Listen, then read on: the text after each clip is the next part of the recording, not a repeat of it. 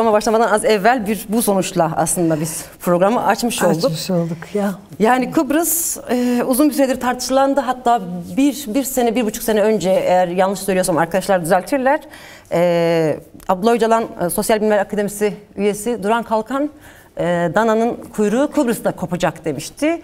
Ve kimi çevreler ya bu tehdit mi falan demişlerdi ama işte bugün bir şeyler yaşanıyor gerçekten de. Dananın kuyruğu koptu gerçekten. Yani hakikaten koptu mu? Yani çünkü bence koptu. Yani tabii ki biraz daha sonuçlar değerlendirildikten sonra, yorumlar yapıldıktan sonra önümüzü daha rahat göreceğiz. Arkadaşlar söylüyor, geçen hafta bir daha söylendi diye. Evet. Yani yeniden şey yapacağız, değerlendireceğiz, değerlendirme fırsatımız olacak ama ilk gelen bilgiler, yani bir kere seçim açık ara kaybedildi Ersin Tatar tarafından. Cumhuriyetçi Türk Partisi lideri Tufan Erhürman, evet, biraz zor soyadı, açık ara kazandı. %63.28. Evet. Katılım oranı o. Yok. %63.28 Erhürman, Tatar %35.77. Bayağı bir fark Katılım var. da %62.83. Evet. Dolayısıyla yarı yarıya bir fark var. Evet. Bu tabii şunu işaret ediyor, bir statiko değişikliğine işaret ediyor. Yani seçmenin büyük çoğunluğunun özellikle hamisi olan Cumhur İttifakı'nın desteklediği adaya oy vermemesi ve halkın çoğunluğunun başka bir adaya oy vermesi orada basit bir iktidar değişimi olmadığına işaret ediyor. Çünkü gerçekten hani Kıbrıs bir küçük ada olsa da hem bulunduğu yer itibariyle stratejik hem bir enerji, noktada, hem jeopolitik, hem de enerji ve savunma, diğer bölgesel devletlerin savunma stratejileri açısından önemli bir yer tutuyor. İlk kez belki böylelikle hani iki devletli çözümden yana değil, federasyonun tartışılabileceği bir ortam yaratılmış oldu. Henüz o tartışma başlamadı belki ama başlamanın zemini var ki zaten kazanan tarafın buna yakın bir yerde olduğunu biliyoruz. Söylediyor. En azından hani böyle gitmez diyerek yürüttüğü bir seçim kampanyasından söz edebiliriz ve dolayısıyla hadi böyle gitmeyecekse nasıl gidecek? Evet. Zaten hani dünyada da bu bir federasyon olması konusunda ağırlıklı bir eğilim var. Zaten Kıbrıs'ta hani Türkiye'nin dışlandığı pek çok iş gerçekleşiyordu. Güney Kıbrıs'ın güneyi vesilesiyle, biliyorsun Türkiye'nin içinde olmadığı bir enerji bloğu var orada. Fakat Türkiye'nin de Kuzey Kıbrıs karasularında enerji arayabileceği Türkiye Petrol Anonim Ortaklığı'nın arama ruhsatı var. İşte bölgede oraya yatırım yapmıştı bir de. Oraya yatırım yaptı. Evet. Orada bölgesel zaten çok sayıda askeri var. Şimdi bütün bu durumlar değişebilir. Onun zemini var. Zaten hani ilk açıklama Bahçeli'den geldi ve bu seçim sonuçlarını parlamento yeniden değerlendirsin diye, ama hani seçim sonuçları artık değerlendirecek bir durum yok. Hani Süleyman, ama tanınmaması yönüne bir çağrı yapıyor bu arada. Ama duyduğumuz kadarıyla Süleyman Soylu da oradaymış. Hani her türlü seçim hilesi falan da yapılmaya çalışılmış olabilir. Fakat hani Türkiye'nin önünde şöyle iki yol var. Yani ya gerçekten dediğin gibi, hatırlattığın gibi seçim sonuçları tanımama filan bambaşka mecralara sürüklenirler ve bu hiç hayrına olmaz. Ya da gerçekten bu federasyon yönündeki çözüme pozitif katkıda bulunmaya çalışır. Kıbrıs'ın geleceği için gerçekten şu anda Kıbrıs'ın kuzeyinde yaşayan halk bir izolasyon içinde. Pasaportları dünyada tanınmıyor. Oraya sıkışmış vaziyetteler. Dünyanın tamamından neredeyse soyutlanmışlar. Türkiye'nin bütün kirli işleri orada dönüyor. Ekonomik olarak bağımlı duruma getirilmiş vaziyette. Askeri olarak öyle. Dolayısıyla hani Kıbrıs halkı için ben hani olumlu ve hayırlı bir gelişme olduğu kanaatindeyim. Söylediği, Tufan Erhürman'ın söylediği, yani bu böyle gitmez. Gerçekten gitmez. Yani Kıbrıs halkı açısından gelinmiş bir önemli bir noktaydı. Ayrıca gerçekten Kıbrıs'ta hani daha konuşuruz belki zamanımız olursa, ama Kıbrıs'ta bu hem kara para aklama hem karanlık işleri aklama, kaset skandallarını biliyorsun. Evet. Orada Faryalı tutulmuş meseleleri, evet. faryalı meseleleri, orada öldürülenler, işte yasa dışı ve tırnak işte yasal kumar sektörü. Hani gerçekten Kıbrıs halkına layık olmayan bir yönetim vardı bugüne kadar ve halkın da gerçekten yararına olmayan bir süreç yaşandı. Umarım bundan sonra hani halkın iradesi tecelli bulur. Çünkü bu böyle gitmez demiş oldu halk da. Sandığa gitmeyenlerin de ben bir irade beyanı gösterdiğini düşünüyorum. Yani o da bir şeydir. Gitmemek de bir tutumdur bence. Yani tembellikten değil. Çünkü Kıbrıs halkının neredeyse tamamı bu durumun değişmesini istiyor. Dediğim gibi önümüzdeki günlerde bu daha çok tartışılacak ama evet. şu açıdan yeni bir dönemdir bence. Hem enerji hem savunma açısından. Çünkü İsrail faktörü devreye giriyor bu durumda. İsrail zaten hani bölgenin bir bölümünde var zaten. Ama enerji ortaklığının Türkiye'nin içinde. daha olmadığı bir formülasyon. Yani işte Türkiye buna kendisi karar verecek. Yani o formülasyonun içinde olacak mı? Tabii ki bütün formülasyonlar halkların her zaman yararına olmuyor ama şu durumun halkın yararına olmadığı çok açık. Hani İki tane topluluk var ama iki ayrı yönetim var. İşte bölgenin bütün egemenleri oralardalar. Dolayısıyla halkın kendi karar vereceği bir sürecin de belki hem Türk halk açısından hem oradaki Kıbrıs halk açısından, Rum halk açısından dolayısıyla hani bu halkların birlikte kendi geleceklerine karar verecekleri bir zemin yaratılabilir diye düşünüyorum. Bu hakikaten dananın kuyruğu bence koptu.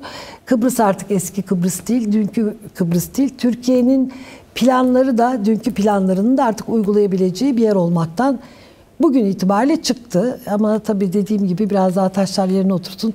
Daha iyi değerlendirmeler yapabiliriz. Şimdi Bahçeli'nin açıklamasında kısa bir değinin şöyle diyor.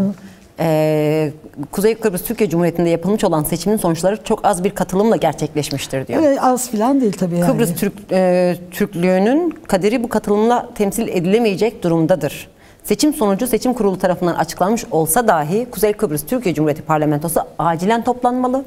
Seçim sonuçları ve federasyona dönüşün kabul edilemeyeceği ilan etmeli ve Türkiye Cumhuriyeti'ne katılma kararı almalıdır diyor. Eli yükseltmiş bir de. Senin ele aldığın yer çok işte yıllardır bunun mücadelesini veren bir kadın olarak, bir mücadeleci olarak evet Kıbrıs halkının iradesi önemlidir ama şu an tabii ki dünya yerinden oynuyor ve her birinin baktığı başka bir durum var. Kimse şu an Kıbrıs halkının gerçekten ne düşündüğü meselesinde değil. Orada tam da bahsettiğin enerji koridorları hangi güzergahtan kimin cebine doğru ineceği meselesidir. İşte Bahçeli şimdi savunma meselesi de çok önemli. Şöyle tabii artık savunmayla saldırı tabii çok iç içe girdiği için hani devletlerin bu savunma bütçelerini ben her zaman saldırı bütçesi falan diye düşünüyorum. Ama hani İsrail'in bu güvenlik stratejisi, tırnak içindeki güvenlik stratejisinin bir parçası da orada. Hani orada da o vesileyle de kendini güvencede almak istiyor. Dediğim gibi yeri çok önemli bir yer. NATO açısından tabii şöyle durumlar söz konusu. Yani hepsi birbirine bağlı. Şimdi laftan lafa geçmeyelim ama özellikle Suriye meselesinde Türkiye'nin oynadığı ikili biraz ABD ile biraz Rusya ile flört, S-400'ler işte. Her yerden eli boş dönüyor değil mi? Ama öyle bir durum var. Şöyle baştan tabii hani konuşacağız bu çözüm süreciyle çok bağlantılı. Baştan gerçekten kendi iç zenginliğiyle çözmeye çalışsaydı Kıbrıs'ı da Suriye'yi de Türkiye'yi de gerçekten böyle bir duruma düşmezdi diye düşünüyorum. Evet. Çünkü NATO yani bütün strateji jeopolitik önemine rağmen NATO'daki gücü de zayıflamış bir Türkiye oldu. Dolayısıyla bence içeri dönüp bakıp nasıl anlaşırız ve nasıl yol yürürüz ona tam da oraya gelelim bence artık. Tam zamanı geldi. Evet dediğimiz gibi daha zaten henüz resmi olmayan seçim sonuçlarını anlatmış olduk. Önümüzdeki haftalarda, günlerde izleyicilerimiz bence medya haber ekranlarından bu seçim sonuçlarını, süreçlerini çok daha tartışılır olarak görecekler. Biz bugün bununla sınırlı tutalım. Önümüzdeki günlerde daha çok detaylıca konuşacağız. Ve tam senin dediğin yere gelelim. Yani Türkiye'deki iktidarın buradan da şu anki en azından tabloya göre dediğimiz gibi daha devam eden bir 3. Dünya Savaşı ve bu bir küçük bir parçası. Sadece. Ve niye böyle oldu sorusu işte Türkiye açısından. Dedin ya işte onun da bağlandığı bir mesele var. Çözüm meselesi ya da Kürtlerle sorununu çözememe meselesi. Belki biraz onu konuşmak gerekir. Çünkü şu an tam da bu süreci konuştuğumuz bir dönemde. Yani barış ve demokratik toplum süreci dediğimiz, işte devletin ısrarla terörsüz Türkiye dediği bu sürecin içindeyken böyle bir seçim sonucunu biz görüyoruz. Şimdi ve tabii Burhan Kalkan'ın da bu arada dananın kuyruğu kopacak dediği bir öngörüyle konuşuyoruz ki. Yani öngörüler de hep çıkıyor Tuğba. Aslında bir önceki seçim sürecine dönüp baktığımızda o zaman da yoldaşımız Öcalan şunu vurguluyordu. Yani ya bizimle çözeceksiniz ya hani sizin için de halklar için de kötü bir gidişat olacak bu. Ama birlikte çözersek, hani birlikte, hani onun güçlü Türkiye'den anladığı ve tarif ettiği o değildi tabii ki. Hani iktidarında güçlü Türkiye diye propagandası var ama yani biz birlikte güçlü bir ülke yaratabiliriz.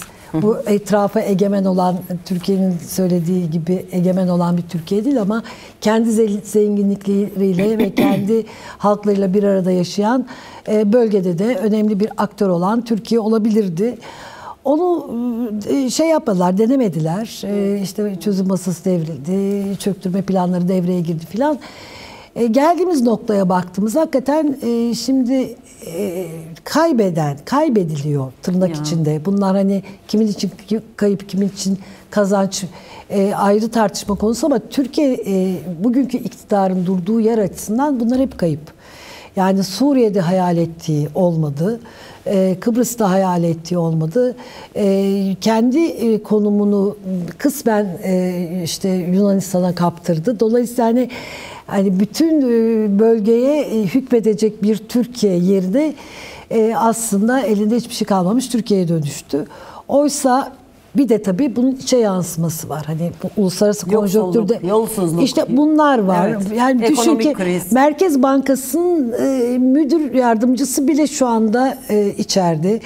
Evet. Bu tabii temiz eller operasyonu diye bakmıyorum ben hiçbir şeye. Evet, çünkü birlikte çaldılar, birlikte yediler. Kim bilir nerede ne problem var, işte birilerine, kendilerine yakın isimlere de operasyonlar düzenleniyor.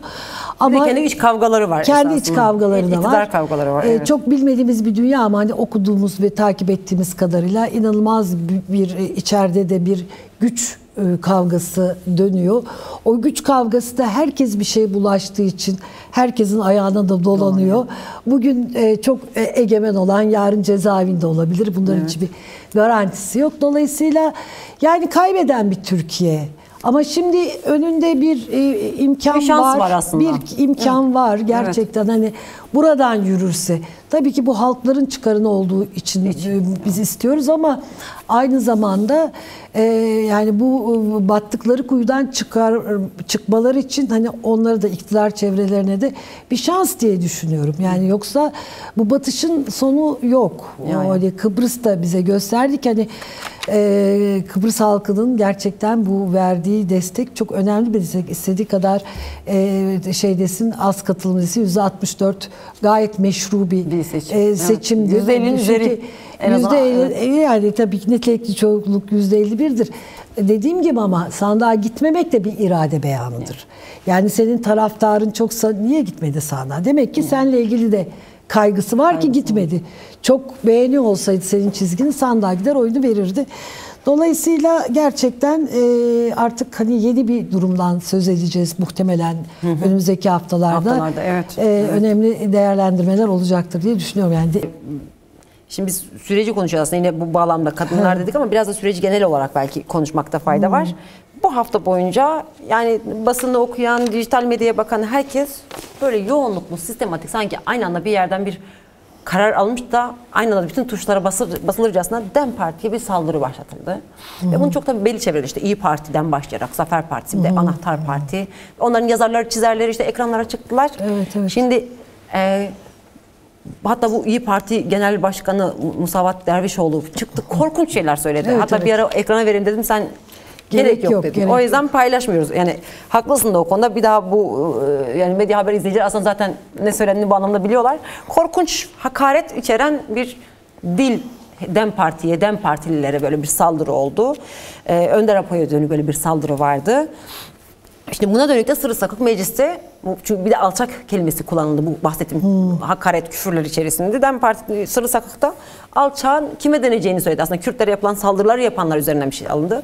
Onun üzerinden hem Sırrı Sakık bir de Pervin Buldan'a dönük doğrudan İyi Parti'nin böyle provokatif bir saldırısı oldu. Ve şimdi DEM Parti bir saldırı odağında, ama bahsettiğim bu çevreler üzerinden bilinçli bir şekilde ve sistematik. Bütün dijital medyada, basında bunları görüyoruz. Şimdi böyle bir provokatif dil var ve süreci hakikaten zehirleyen bir dil var. Evet. Yani çünkü öyle de böyle, tamam DEM Parti'ye da Türkiye'nin tamamı bu dilin bir parçası değil ama bir etki alanı yaratıyor esasında. İşte tam da mesela Önder Apo'nun bahsettiği dil bunun karşısında olması gereken bir dildi. Barışı bir araya, yani toplumu bir araya getiren, barışı dillendiren bir dildi. Bir yandan da mesela bu saldırılar olurken bir başka şeyden, diğer yandan da Erdoğan 3 yıllık bir tezkere meclisi sundu. Suriye ve Irak'a asker gönderme başlıklı ve 3 yıllık bir tezkere. Daha önce 1'di, 2'ydi, şimdi 3'e çıkarıldı mesela.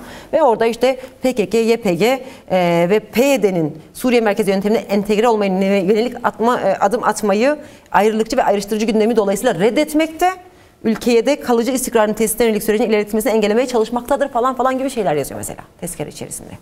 Şimdi bu iktidar ayağıyla bunu söylüyorum. Az önceki bahsettiğimde kendi muhalif diye tanımlayan bir çevre, ama bunun gölgesinde şu an biz bir süreç yürütüyoruz. Maalesef. Yani insan hakikaten düşman demeyelim de, yani oturup şey yapacağı, müzakere edeceği insanlarda da birazcık şey bekliyor. Siyasi çevrelerde de bir aklı selim bekliyor gerçekten. Şimdi bu hakikaten tezkere, yani kabul edilebilir bir şey değil. Yani zaten Hakan Fidan'ın tehditlerinden falan vazgeçtim, o söylüyor. Ama bu onun tescillenmiş halidir. Sen ne yapacaksın, yani saldıracak mısın? Yani şimdi bir çözüm konuşuyoruz ve bu çözümün en temel meselelerinden bir tanesi entegrasyon. Ne bu dil, ne bu tezkere çözümün parçası değildir. Şimdi gerçekten biz işimizin zor olduğunu biliyoruz Tuğba. Yani geçtiğimiz yıllardan da biliyoruz bu sorunun ne kadar önemli, ne kadar köklü bir mesele olduğunu biliyoruz. Türkiye'nin demokratikleşmeye ve sorunu çözmeye ne kadar ayak direttiğini, yani sadece şu parti bu parti açısından demiyorum. Sen diyorsun muhalif, onları muhalif saymıyoruz. Onlar sağcı ve ırkçı partiler. Kendi muhalif de tanımlayan dedim. Evet.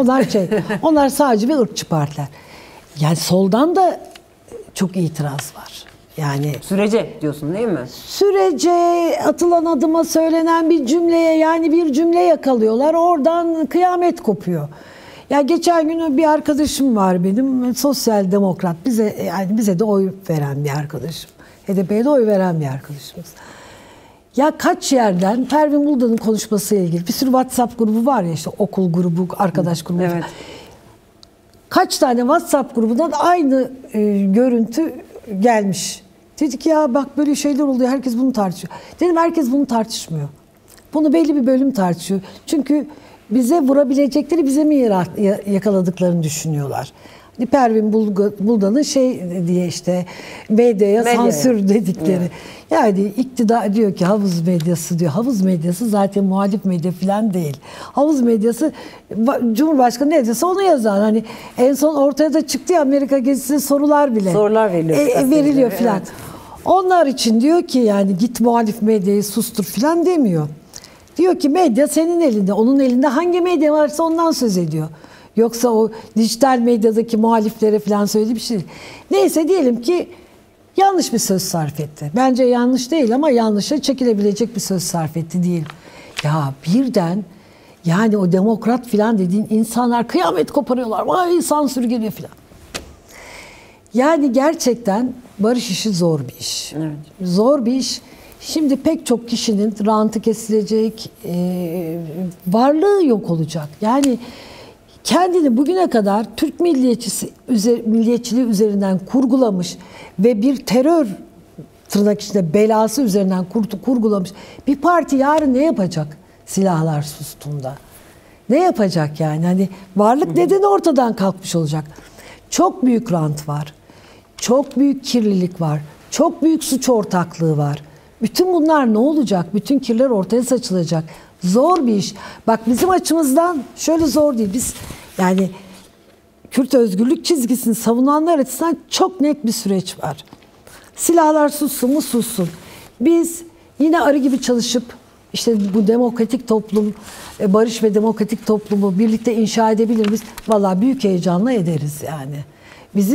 Bizim için çok yani saldırılar nedeniyle zorlaşıyor işimiz ama bizim için çok kolay ve çok zevkli bir iş.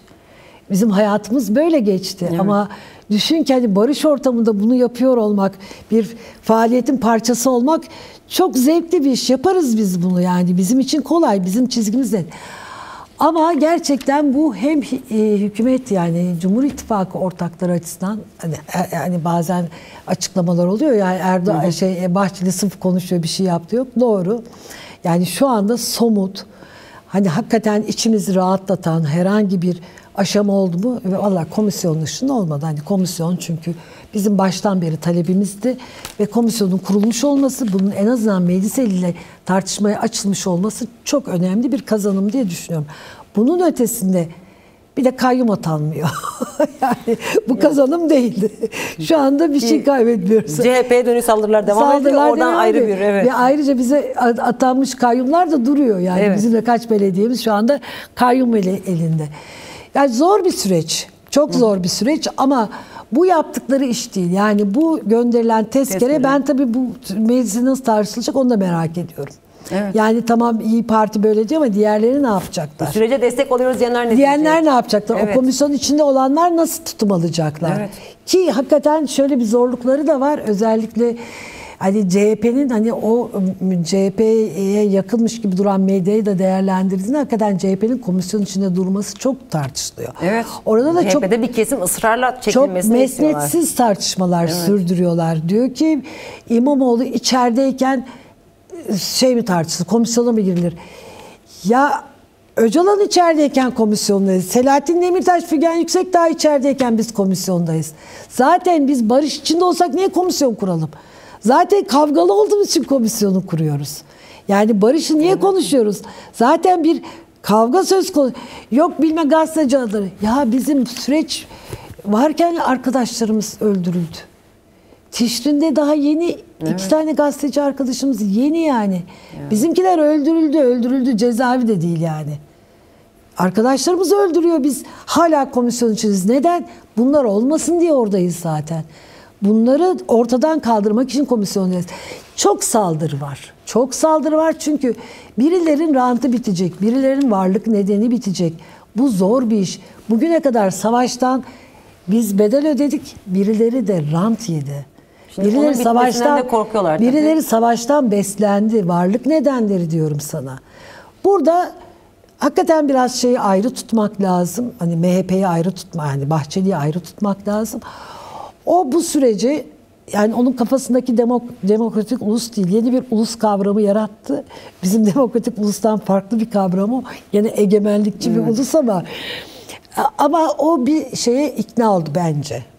Hani Kürtlerle barış olmadan Orta Doğu'da yürüyemeyeceğini görüyor. Onu gördüğü için hani şu anda hani kafası en net o. O açıdan hani Kürtlerle yürüyelim konusunda net. Ama ben diğer partnerler açısından böyle olduğu kanaatinde değilim. Bak mesela Kürt sorununu vay efendim Kürtlerle sorunumuz yok bizim PKK ile sorunumuz var. Terörle sorunumuz var diye yıllarca böyle bir yaygara koparıyorlardı ya. Şimdi Numan Kurtulmuş Ahmet'e gitti. Meclis başkanı olarak gitti. Görüşmeler işte Dicle Üniversitesi'nde bir konuşma yaptı. Kürtçe bir konuşma yaptı ve Kürtçe söyledikleri şu sözler. İzleyicileriniz görüyorlar. Meclis resmi X ya da Twitter hesabından paylaşıldı. Kıyamet koptu. Yani bugün 3. kıyamet değişimi oldu ama hakikaten şu an yani Kürtçenin anayasal konuşulmasının anayasal suç olduğundan bahsedelim. İşte arkadaşlar belki o şeyi ekrana getirirler o atılmış paylaşımları. İYİ Partisi'nden Toplum Zafer Partisi'nden ama böyle organize bir şekilde. Haydi başlıyor muyuz deyip başlamışlar gibi her bir yerden bilinmeyen dilde konuşmanızı istemiyoruz. Anayasal suç işliyorsunuz. Bu nasıl bir iş diye saatlerini günlerini doldurdular bununla. Yani ortada PKK yok, terör yok. Bir halkın işte ana dili var, varlığı var. Şimdi en sonunda DEM Partili biri de daha önce meclise gelmiş yapılan başka dillerde yapılan resmi hesabına yapılan paylaşımları paylaşıyor. O da saldırıyor oraya. Şimdi o en son o tweet de gelecek. Evet Mehmet Emin Ekmen Deva Partisi'nden bunu paylaşınca Altında yorumlara bakıyorsunuz, korkunç bir saldırıya uğramış. Vay efendim sen böyle bir şey mi söylüyorsun diye. Şimdi burada işte süreç, çözüm nedir, Kürtler var yok meselesi ya işte. Kürtlerin dili var ve meclis resmi Twitter hesabından paylaşılmasının anayasal suç olduğuyla böyle bir ittihamla karşı karşıya kalan bir meselesi var. Ama şimdi burada iki şey var. Bir, Numan Kurtulmuş da barış annelerinin konuşmasını engellemeyecekti. Evet. Komisyonu engellemeyecekti yani. Ondan sonra da bu ne periz, bu ne, yani ondan sonra gibi Kürtçe konuşuyorsun. Evet. Ya Ahmet'e gidince konuşuluyor. Ahmet'e giden bir şekilde dili Kürtçe'ye dönüyor. Ankara başka, Ahmet başka tabii yani. Evet. O da onun farkı. Yani ikincisi de şöyle, bak bütün kamuoyu araştırmalarında da yani Kürtlerin Kürtçenin bir dil olarak tanınmasına dair böyle halkta büyük bir baraj yok. Bunların koparttığı kıyamet kadar bir baraj yok. Ben bazen sokak röportajlarını falan da izliyorum. Mesela diyor dili Kürtçe ise konuşsun tabii falan diyor. Yani hani o kadar büyük bir Kürtçeye dair baraj yok. Ama şeyde var. Ama bunlar yaptıkça ne oluyor? Kürtçe şarkı söyleyin de öldürene zemin hazırlanıyor. Yani bu yanı da var işte. Şimdi bak buradan şuna gelirsek entegrasyon meselesi. Demin girdik ya, girelim mi oraya? İster Sadece misin? şunu belirteyim anayasal suç meselesiyle ilgili. Ya madem ki anayasal suç Kürtçe öyle diyorlar ya işte mecliste konuşmak anayasal suç. O zaman bütün bunlar hep birliğiyle el birliğiyle Kürtleri, Türkiye'de yaşayan milyonlarca Kürdü ve dilini yasal bir şekilde de anayasal bir şekilde de inkar edildiğini resmen ilan etmiş oluyor. İlan etmiş oluyor. O zaman geriye kalan şudur. Çözüm mü diyorsunuz? Kürtler de mi çözüm diyor? Siz bunu kabul ettiniz, Kürt sorununu kabul ettiniz. O zaman Kürt sorunundaki en önemli meselelerden biri olan dil sorununu bu anayasal suç hükmünün üstünden kaldırmak Kaldırması lazım. Mesele bu. Yani